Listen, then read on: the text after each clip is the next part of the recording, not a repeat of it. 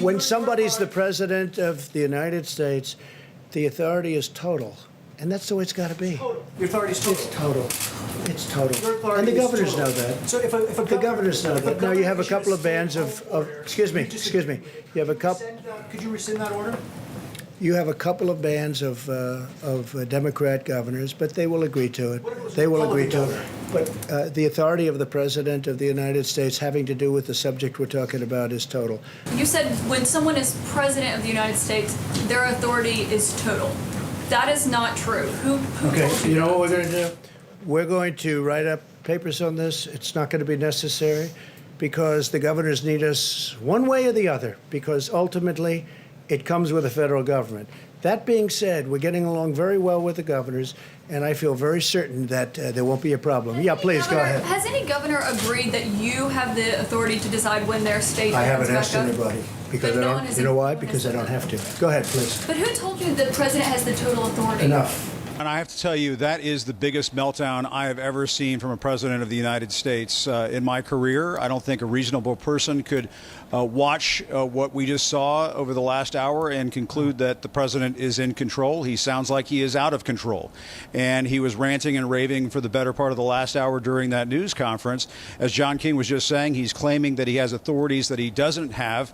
The Constitution does not give the president of the United States total authority. And I thought it was very illuminating that Vice President Mike Pence got up there at the podium and described the president's authority as plenary or absolute.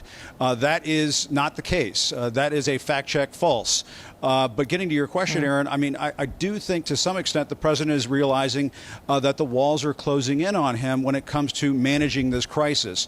He ignored the severity of this crisis for a couple of months, and now he is trying to seize control over the situation as governors are going off on their own and coming up with their own plans. And one very important thing to keep in mind, Aaron, throughout all of this, and that is one of the most trusted people in America right now, Dr. Anthony Fauci, despite the fact that he had to fall on his sword a little bit during that press briefing, he is talking to these governors individually. He is getting on the phone with these governors periodically from time to time and helping them formulate these reopening plans of their own. And so to some extent, top public health officials and governors are working around the president for precisely the reason that we just saw unfold in front of our very eyes over the last hour, and that is the president doesn't sound like he's in control on multiple levels. When you say my authority, the president's authority, not mine, because it's not me. This is when somebody's the president of the United States, the authority is total. And that's the way it's got to be. Your authority is total. It's total. It's total. Your authority And the is governors total. know that. So if a The governors know that. Now you have a couple of bands of excuse me. You have a couple. Could you rescind that order? You have a couple of bands of Democrat governors, but they will agree to it. They will agree to it. But the authority of the President of the United States having to do with the subject we're talking about is total. As you know, he's repeatedly stated that it is up to the states to determine whether to impose those same orders that he says he has the power to lift. He also said it's up to the states to seek out ventilators and supplies, and the federal government is only there as a backup. But joining us now, a former state and federal official responsible for such issues, CNN's national security analyst, Juliette Kayyem, also CNN senior political commentator and former senior advisor to President Obama, David Axelrod. David, is the president's power total in this? Clearly, it's not total. And as you pointed out earlier, you know, he was very clear when he wanted to defend the 7 governors who are allies of his who didn't impose stay-at-home orders, that he didn't feel it was his role to tell them what to do, and that he studied the Constitution, and that's the conclusion that he drew. And as you point out, there's a great irony because minutes before he said that, he said the governors chose not to get ventilators. They should have gotten ventilators. Basically, it was their responsibility to get ventilators, that they needed to take care of themselves in a global pandemic. And so, you know, the mixed messages were kind of, even by Trumpian standards, it was really something today. And it was clear that he was very motivated to try and rebut. You know, he was steamed up about what had been written about what hadn't been done.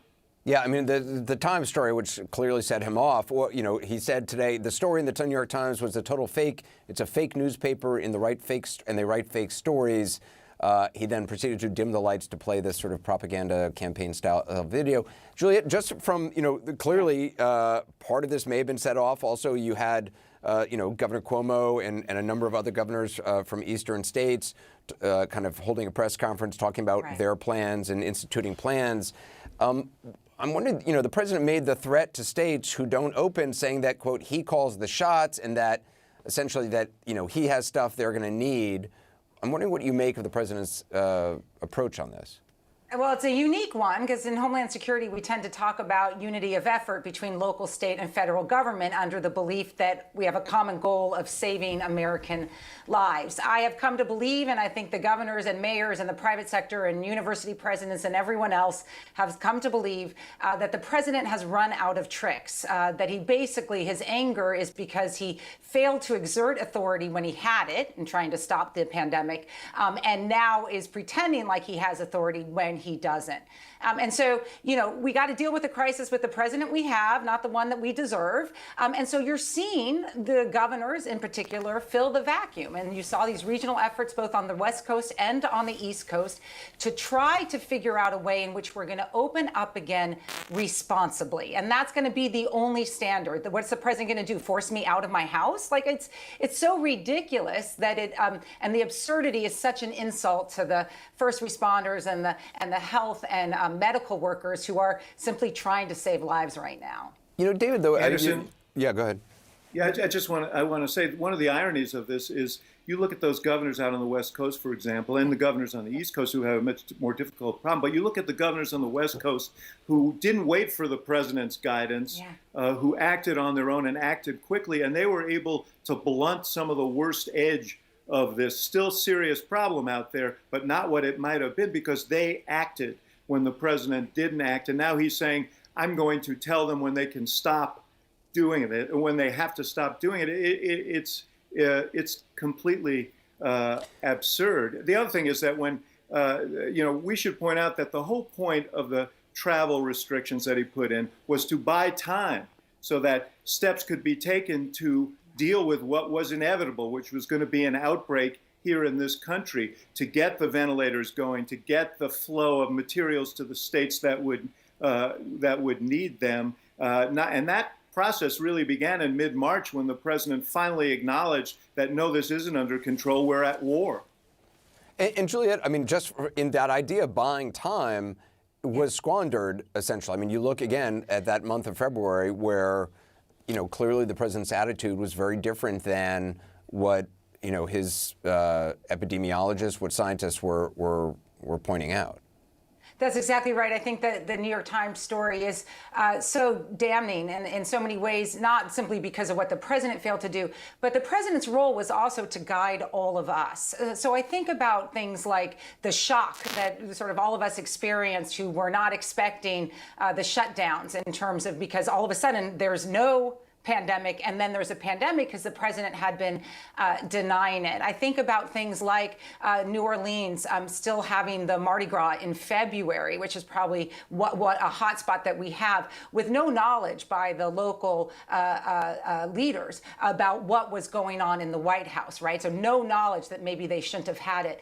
It's that kind of leadership role that the president, by denying that this was coming, denied us, right? In other words, us being prepared, being ready for what was about to happen, getting the kits ready, and communicating, leaders communicating, governors, mayors, university presidents, CEOs, about what was likely to happen, which was we were going to do this, right? We were going to socially distance.